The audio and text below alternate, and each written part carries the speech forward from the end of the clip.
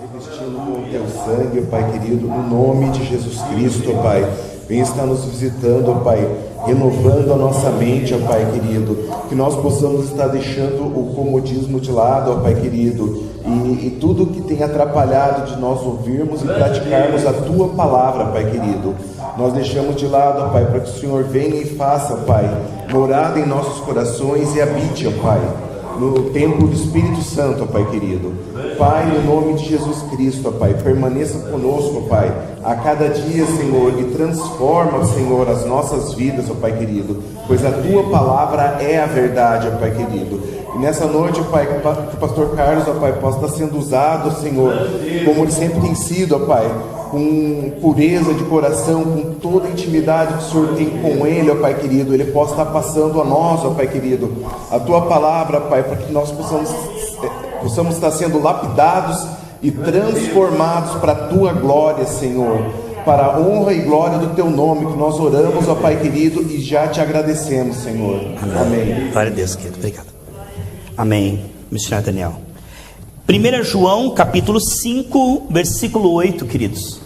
Nós vamos continuar com o tema A Graça que Santifica, a penúltima parte, parte 11, né? Nós estamos quase concluindo essa série maravilhosa, A Graça que Santifica. Hoje, iniciando aqui em 1 João, capítulo 5, página 1038. 1 João, capítulo 5, versículo 8. O Espírito, a água e o sangue, e as três concordam entre si. Portanto, temos as três testemunhas: o Espírito, a água e o sangue, e as três concordam entre si. Sente-se, queridos irmãos, por gentileza.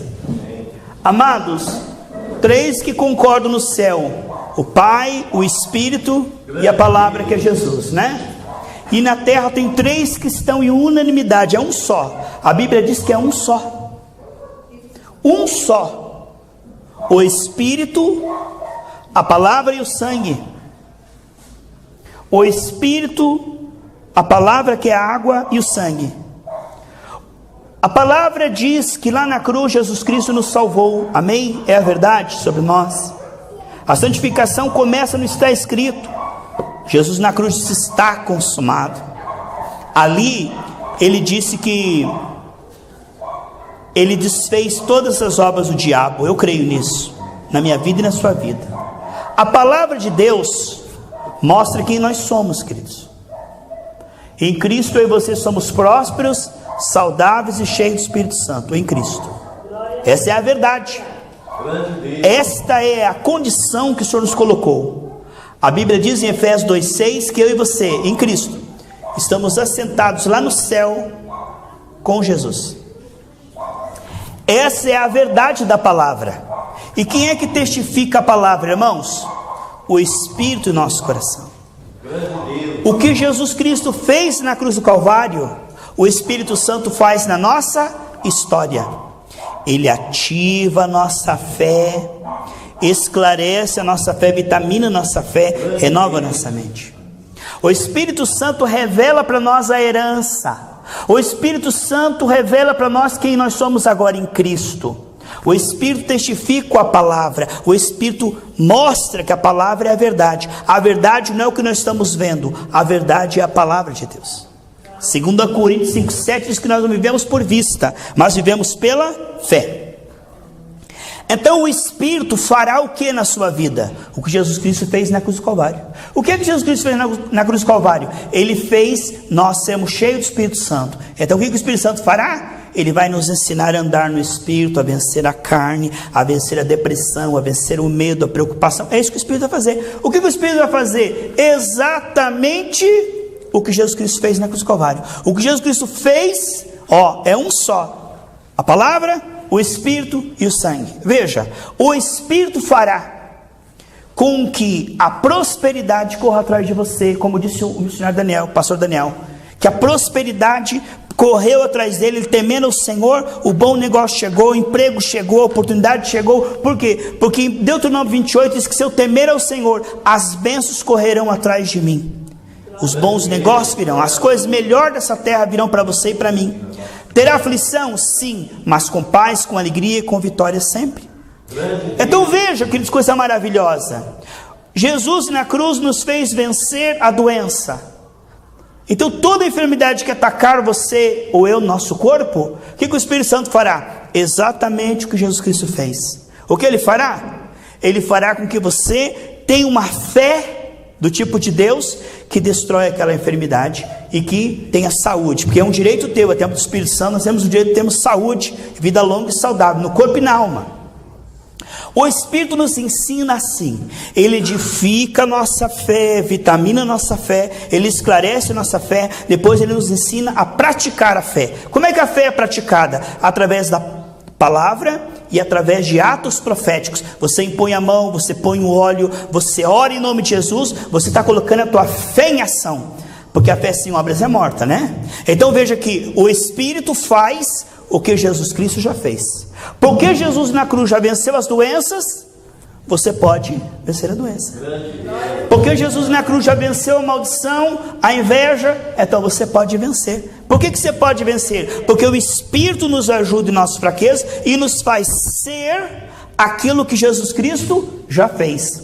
A Bíblia diz que Jesus foi à frente, quebrou as portas de bronze, ferrolho de ferro e deu para nós os tesouros escondidos. O mundo não vê, o mundo não sabe, mas nós sabemos a nossa herança, porque nós meditamos na palavra de Deus e sabemos quem nós somos, o que nós temos e o que nós podemos em Cristo. Agora veja, Jesus Cristo fez, o Espírito Santo faz.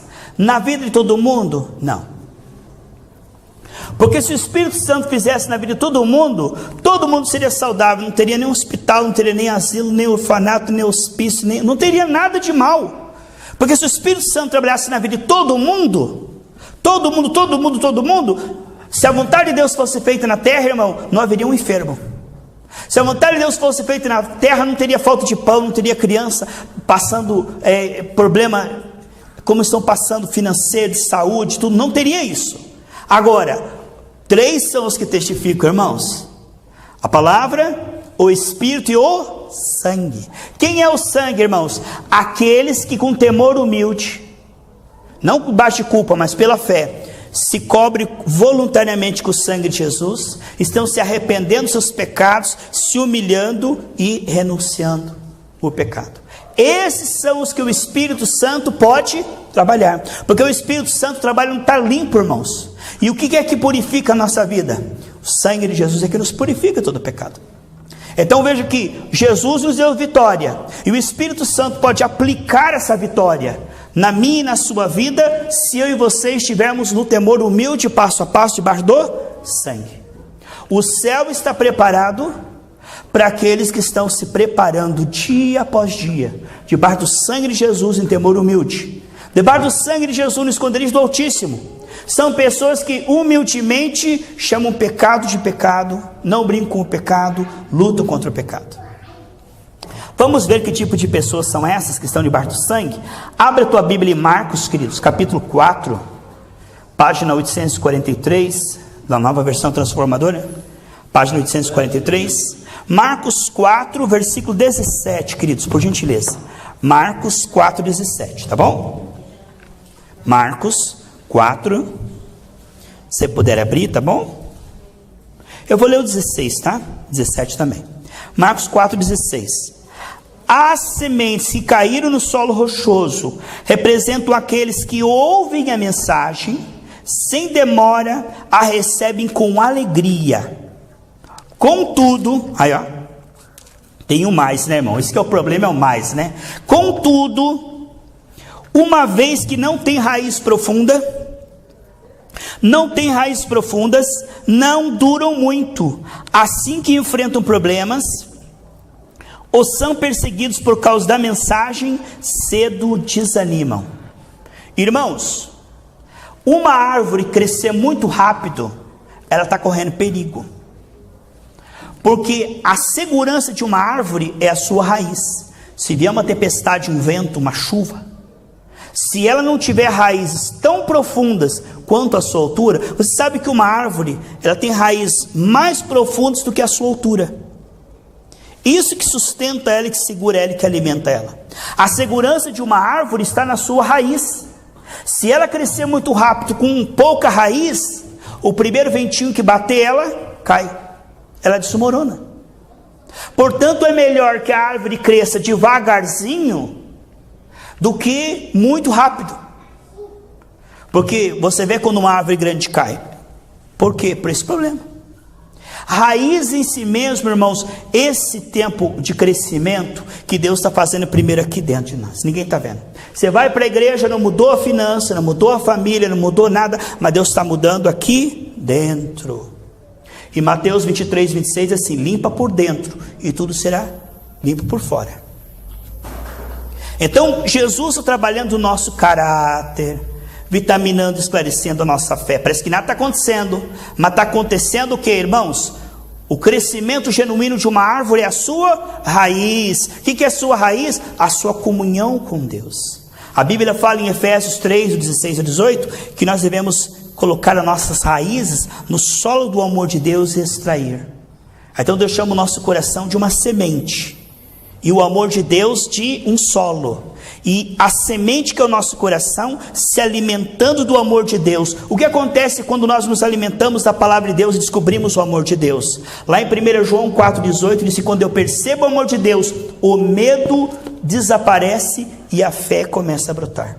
Quando eu começo a conhecer a Deus e começo a conhecer quem Ele é, como Ele me ama, como Ele está comigo, como Ele enviou Jesus, isso vai gerando em mim a fé, porque ninguém confia em quem não conhece. À medida que eu conheço a Deus, o seu amor vai sendo revelado, eu vou me sentindo seguro, amado, protegido, bem-aventurado.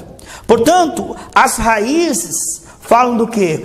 Você estar aqui, ó, se expondo a essa palavra, se alimentando da graça, ó, recebendo vitamina no Espírito, que é a palavra, que é o alimento da nossa alma. A nossa alma não come batatinha frita, bife, couve, frango assado. Estou falando coisa boa, né? Não, a nossa alma se alimenta da palavra de Deus. Esse é o alimento da fé. Esse é o alimento da nossa alma, a palavra. Essa é a raiz. Uma pessoa que tem raízes profundas, diz aqui, quando vier a perseguição e a tribulação, não vai murchar, não vai cair. Vamos dar um exemplo, irmão. A pessoa não tem muita raiz. Ela diz, o pastor falou. Mas quando vem a tribulação, o que o pastor falou não vale nada, se a própria pessoa não tem raiz.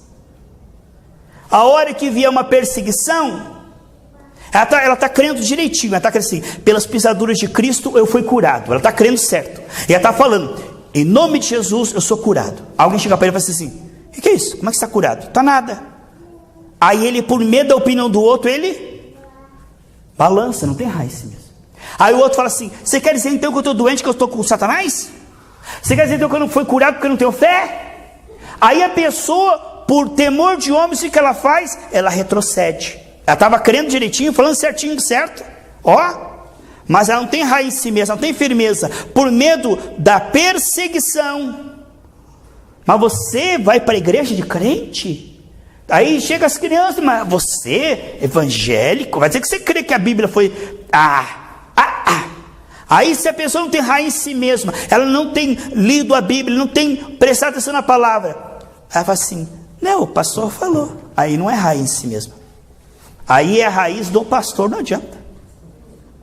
Portanto, a Bíblia diz que nós que ouvimos a palavra seremos perseguidos e atribulados. O que está falando ali? Vem a perseguição e a aflição. O que é isso? Tentativas do diabo para tirar a nossa fé. O que é a perseguição? É a opinião das pessoas. Vai dizer que você crê na cura divina. Vai dizer que você crê nesses pastores de prosperidade. Não, eu creio no pastor do endividamento, que eu vou na igreja para ficar desempregado e passando fome. Esse é o evangelho da miséria, porque o evangelho da prosperidade é do Satanás. Eita! Como é que tiraram o cérebro?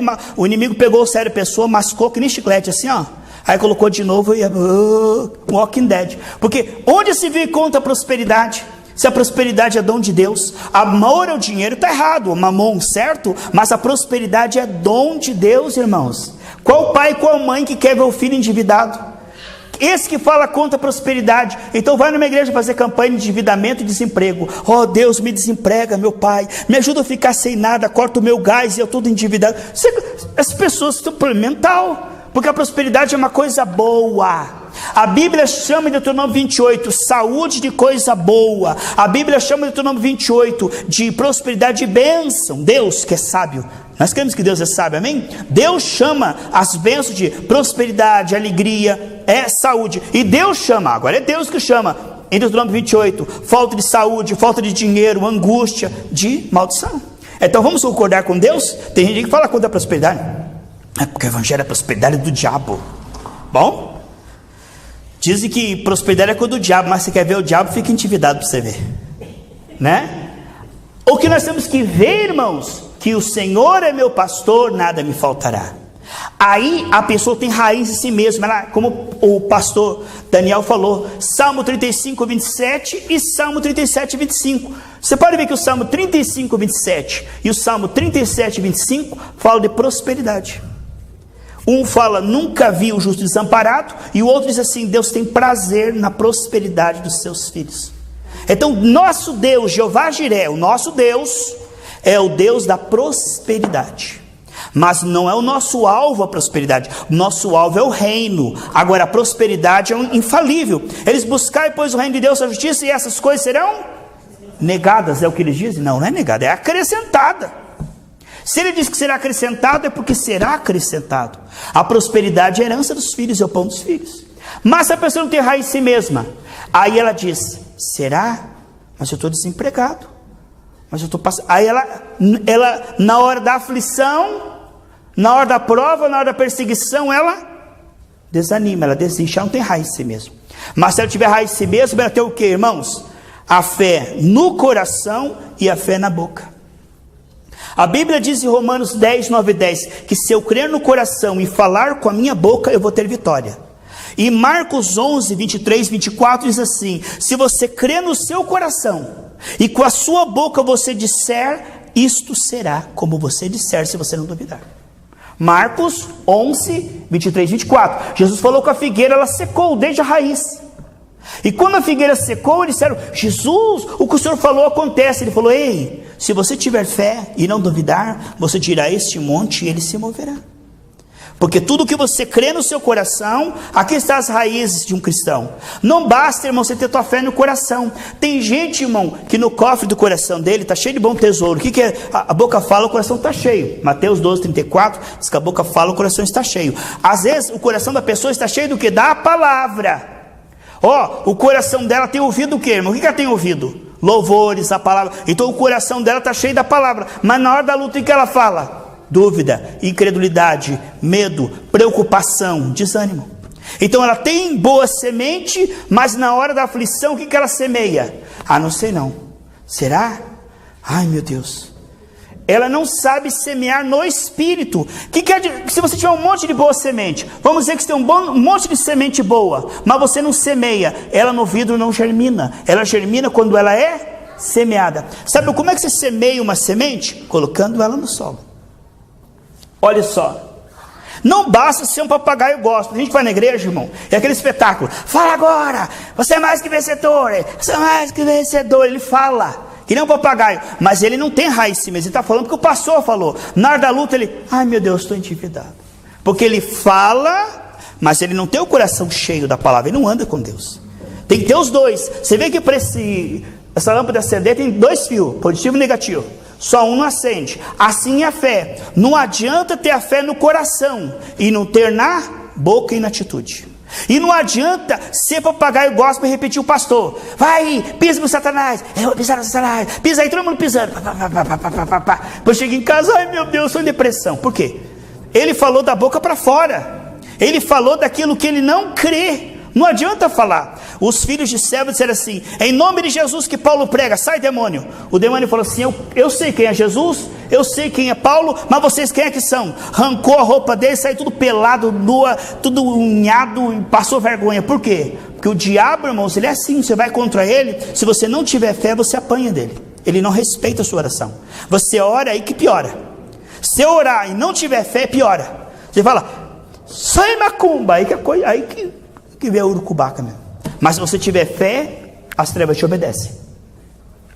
Tem que ter luz, tem que ter fé. Se você jogar luz, as trevas se afastam. Mas se você falar, sai diabo, chega num cachorro assim, sai Totó, aí que ele vem para cima de você, sai Lulu, sai Lulu, aí ele vê o medo, o cachorro vem. Agora se você falar com autoridade, pra casinha, aí ele vai. Jesus falava com autoridade. E tem gente que, irmão, ele vai lutar com o capeta, ele chega assim, vai expulsar a enfermidade, sai dor, aumentou, vou parar que senão vai piorar, né? Ele tem medo, ele não sabe, ele não tem raiz em si mesmo, irmão, ele tem uma fé fraca, vacilante. Mas se você continuar alimentando a tua fé e as raízes crescerem, vai chegar num ponto que você vai conseguir crescer sem duvidar, amém? Você crê que está chegando nesse ponto? Que você vai falar e o diabo vai obedecer, a doença vai obedecer, o mal vai sair, porque Deus nos deu domínio quando Ele criou o homem. Lá em Gênesis 28, diz que Deus criou nós a imagem e semelhança do Senhor e deu nós domínio nessa terra. Então essas coisas devem obediência, mas a obediência da fé, irmão. O diabo não obedece o medo, a dúvida. Não é você fazer experiência agora e dizer assim, tá, o pastor falou, eu vou fazer também. Vou pôr a mão na coluna aqui, sara a coluna, sara, aí deu uma pontada, deu uma fisgada, vou parar. Não adianta, não tem raiz em si mesmo. Agora, quando vier a aflição, se você está convicto, você não arreda o pé, está firme, plantado na palavra do Senhor, você tem raiz, vem a luz e fala, mas eu sei que o Senhor está comigo. Você não muda teu discurso. Tem gente que muda o discurso, irmão. Ele fala, Deus está comigo. Aí vem a luta, será que Deus está comigo? A luta continua, Deus não está comigo. Como é que muda o discurso? Está no púlpito, irmão, aqui, irmãos, porque Deus está com você. Aí vem uma luta, será que Deus está comigo? Passa os 15 dias, aí eu acho que Deus não está me ouvindo. Olha, já mudou o discurso. O que a Bíblia diz? Não mude o seu discurso. Vamos ver isso? Hebreus 4:14. Mas deixa aqui aberto em Marcos 4, que eu vou voltar aqui, tá bom? Mas mesmo deixando Marcos aberto, vai lá para Hebreus 4:14. Hebreus 4:14. Página 1016.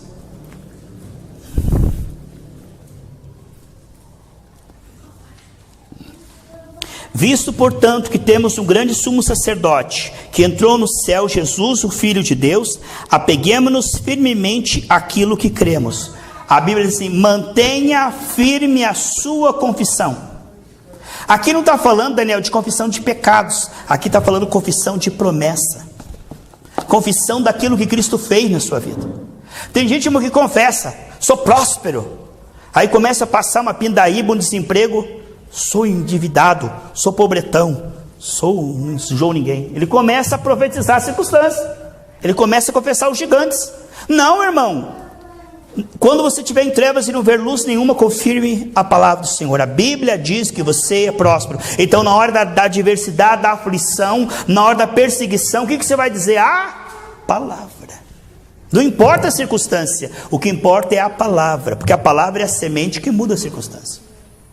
Aqui em Hebreus 4:14 diz, não mude a tua confissão.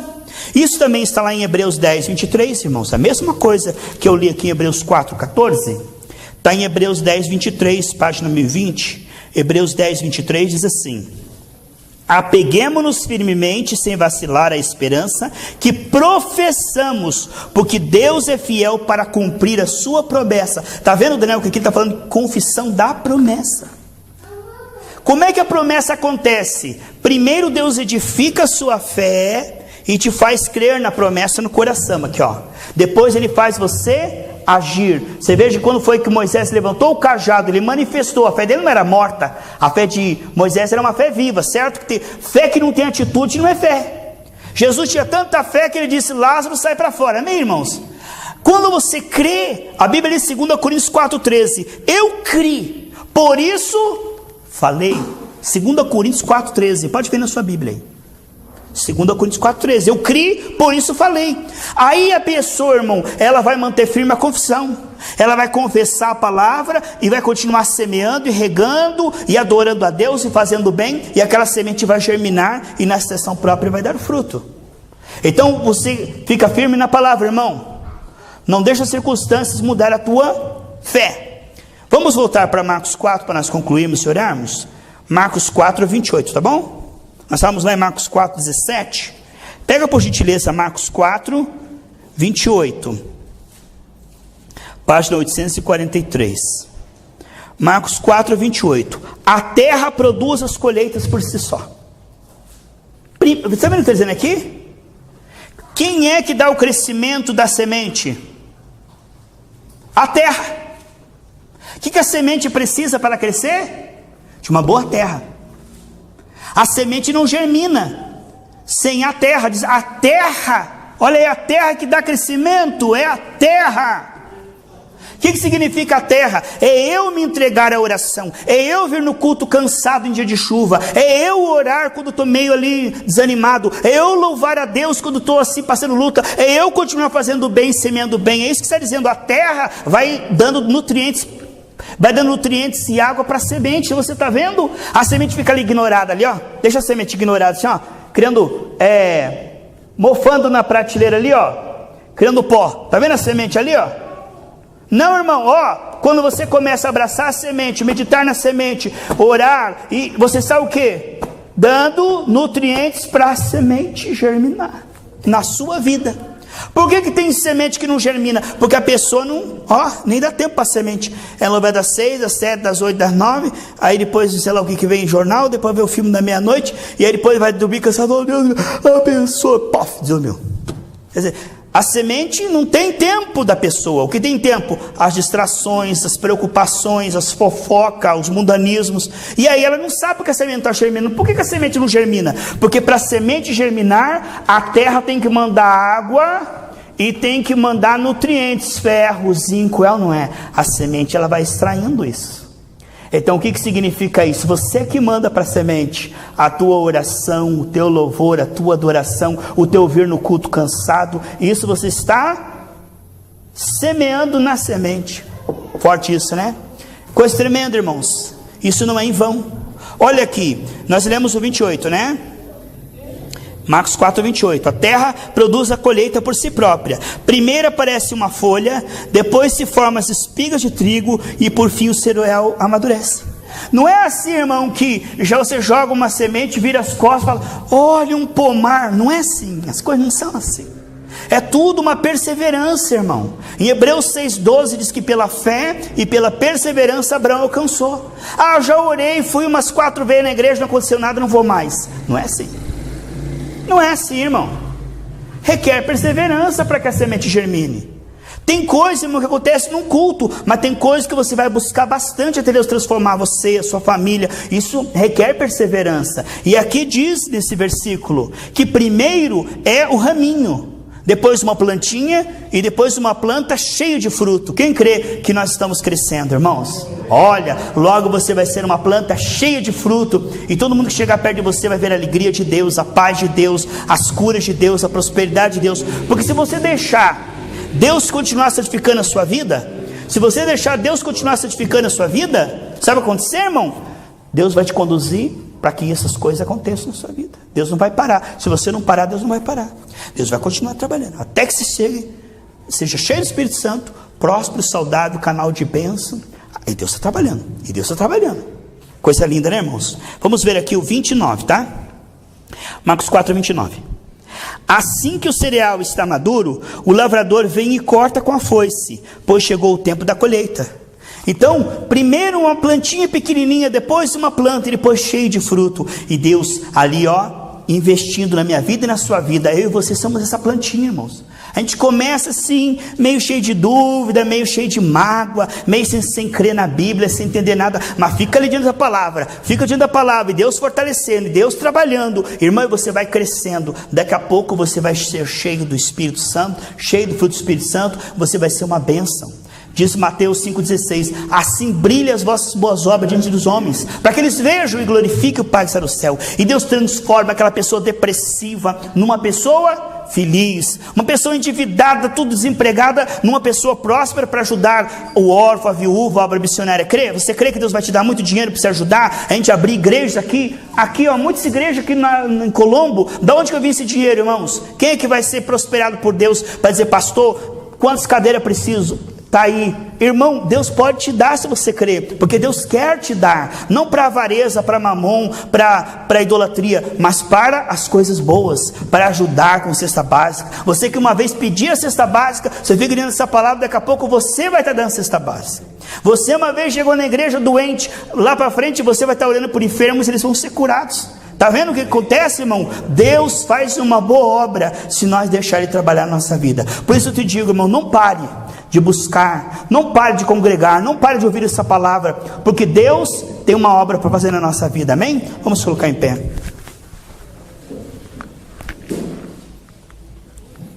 Está nos revestindo com o teu sangue, Pai querido, no nome